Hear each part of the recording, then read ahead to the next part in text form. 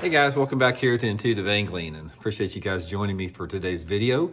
And guys, today we're going to be talking about the pressure problems on our lakes across the country, how they're getting overfished, there's too much fishing pressure, too many tournaments, the impact it's having on the fishery, how it's affecting the fish, and some things we can do to really, create a more sustainable fishery moving forward in the future. So we're going to get into that in today's video, and definitely looking forward to get your guys' feedback on the video here. So please feel free to shoot me your comments, and we'll get this talked about, and see if we can, solve the fishing world's problems today. Also, guys, before we get started, one quick tip I want to give you all. Guys, one of my favorite cold water crankbaits is this Megabass Flap Slap. Guys, this is deadly. Anytime the water is between like 45 and 50 degrees this time of year, I'll put my Flap Slap link and my Tackle Warehouse link in the description of this video. Fish it around any rocky bank, bluff bank, channel swing bank. I love to fish it over riprap. You can fish it over submergent vegetation, but this shad imitating flat-sided flap slap crankbait by Megabass is deadly for cold water bass. So link in the description there, I really appreciate that. Okay, this whole thing, guys, about fishing pressure on the lakes that we have, and just too much, our lakes having too many boats on them and too many tournaments. It's getting more and more traction, especially in the realm of too many bass tournaments. People are waking up to it, and they're seeing it because, guys, we have more people fishing on our lakes than we ever have before, and we have more tournament activity than we ever have before. A lot of it is due to the college and high school tournaments. Guys, there are so many massive high school and college tournaments around the country that alone has increased the fishing pressure on our lakes probably by 25% over the past 5 years. It's been a huge influx of fishing pressure on the lake. Not only that, but just tournament circuits. Like everybody and their brothers got a new tournament circuit. Then you got the recreational fishermen that don't fish tournaments that are out there. And you all know how it's a zoo. If you're on a fishery that's a decent fishery, you guys know what I'm talking about. You've seen it, especially if you've been around the sport for 20, 25 years. Now let's talk a little bit about what needs to be done and the impact that this has on the fisheries. First of all, it makes fish more hard to catch. It makes them more finicky. It makes them more aware. It makes them smarter. There's simply not as many fish because they're getting taken out. And when you add the fact that we have this all-time high number of actually fishermen on the lake fishing the lake, and you have an all-time level of skill level amongst the anglers with, everybody's learning about bass fishing from like these YouTube videos. We have all this advancing technology that's taking the mystery out of the fishing. Not only are there more people fishing than ever before, but the fishermen are smarter and better fishermen than they've ever been before. So you have a combination of a growing number of anglers that are very skilled at bass fishing, and that it magnifies the effect of fishing pressure on a lake a lot more than if you had a lot of people out there that didn't really know that much about fishing. But now everybody's skilled. There's no freaking secrets. Everybody thinks they know everything. Everybody's got all this technology, more and more anglers, and it's creating a negative impact on our fisheries. Okay, so what do? Here's the first thing. The first thing that we have to do, guys, is these tournaments have got to get under control. Right now, there is no regulating body in bass fishing tournaments in this country. It's the Wild West. It's a free-for-all. The conservation departments aren't stepping in. The lake managers aren't stepping in. The water patrols aren't stepping in. I've never seen any type of an effort to mitigate the problem that we have with too many bass tournaments on this lake. And I don't mean just big tournaments. I'm talking about, again, college and high school tournaments, buddy tournaments, local circuits, mid-level circuits, regional circuits. It's freaking out of control. Here's what needs to happen. And I heard somebody told me that, don't hold me to this, but I heard that Slick Johnson had done a video on this a couple days ago. Somebody told me, I don't know if it was true or not, but regardless if Slick said it or not, it's a very good point. One of the things that we can do on this is you can rotate lakes like in a state where you have 1 year, there's no tournaments allowed on this lake. It's like, say, for example, next year, there's no tournaments allowed on Table Rock Lake, but you can put tournaments on Lake of the Ozarks or Stockton Lake or Bull Shoals or whatever here in this part of the country.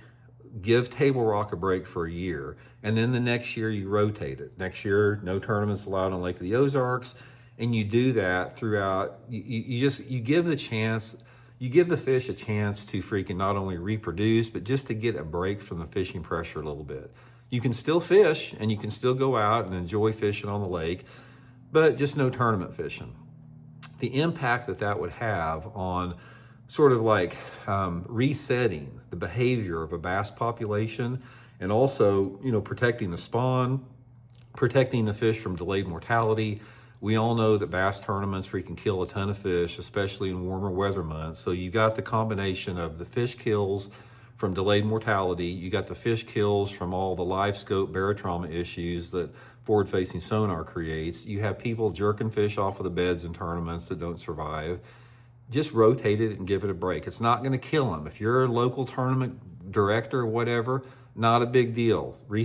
Set your schedule where you go to a different lake than you normally would for the 2 or 3 tournaments of the year you're going there.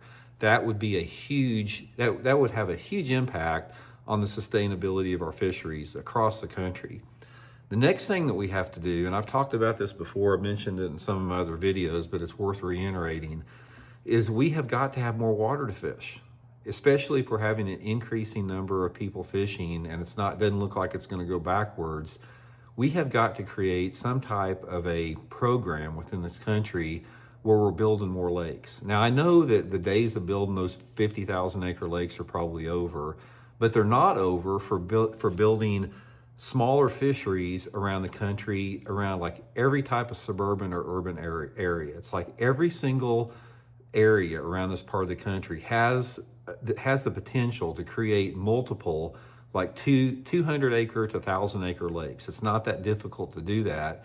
So if we would have some type of like a government incentive program, that's some type of a subsidy program that encouraged and allowed people that do it, or cities, whatever, to get some type of tax breaks for building lakes across the area where they would, smaller fisheries that would still support a lot of people.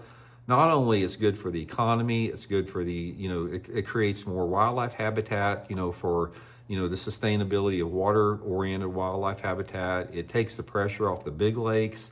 It creates more of a park-like environment to give people the opportunity to connect with nature. There's so many benefits about communities building 200 to 1,000 acre lakes that I don't understand why we haven't done that before, because every town or city that I've ever been to that has one of these lakes, that has, say, a 200 acre or 500 acre lake or something that's a public body of water, people love it. They go there to picnic, even if they don't fish. They go there to swim. They go there to fish.